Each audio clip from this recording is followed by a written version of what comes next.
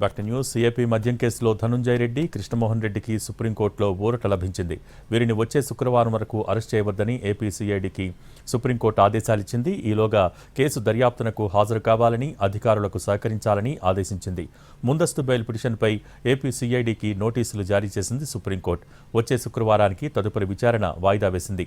Govindappa arrest అక్రమమని న్యాయవాది సిద్ధార్థ దబే వాదించారు. Arrest అక్రమమా సక్రమమా అన్న అంశాన్ని శుక్రవారమే విచారిస్తామని కోర్టు తెలిపింది.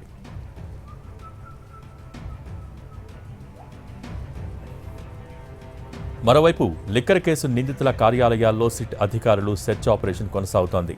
దీనిలో భాగంగా 5 ప్రత్యేక బృందాలు హైదరాబాద్లో 3 ప్రాంతాల్లో సోదాలు నిర్వహిస్తున్నాయి. కోహినూర్ గ్రూప్ ఆఫ్ కంపెనీస్ కార్యాలయాలు, సంస్థల యజమానుల ఇళ్లలో సోదాలు చేస్తున్నారు సిట్ సిబ్బంది.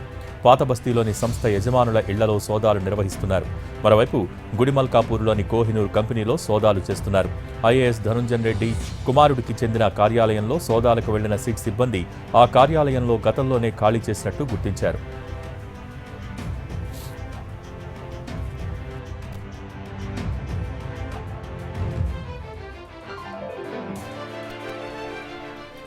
మద్యం కుంభకోణం కేసులో విచారణకు హాజరు కావాలంటూ గోవిందప్పతో పాటు సీఎంఓ మాజీ కార్యదర్శి ధనుంజయ రెడ్డి, మాజీ సీఎం జగన్, ఓఎస్డీ కృష్ణమోహన్ రెడ్డికి 3 రోజుల క్రితం సిట్ అధికారులు నోటీసులిచ్చారు.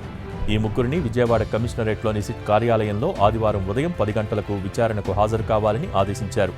ఈ ముగ్గురు నోటీసులను బేఖాతరు చేస్తూ విచారణకు గైర్హాజరయ్యారు. జగన్కు బాలాజీ, గోవిందప్ప, ధనుంజయ రెడ్డి, కృష్ణమోహన్ రెడ్డి అత్యంత సన్నిహితులు.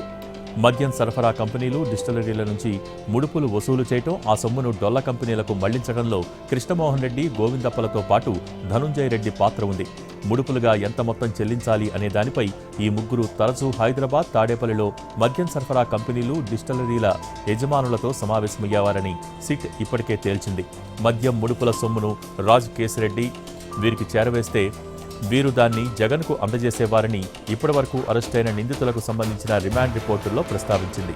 ఈ పరిస్థితుల్లోనే మైసూరులో బాలాజీ, గోవిందప్పను సిట్ అరెస్ట్ చేసింది.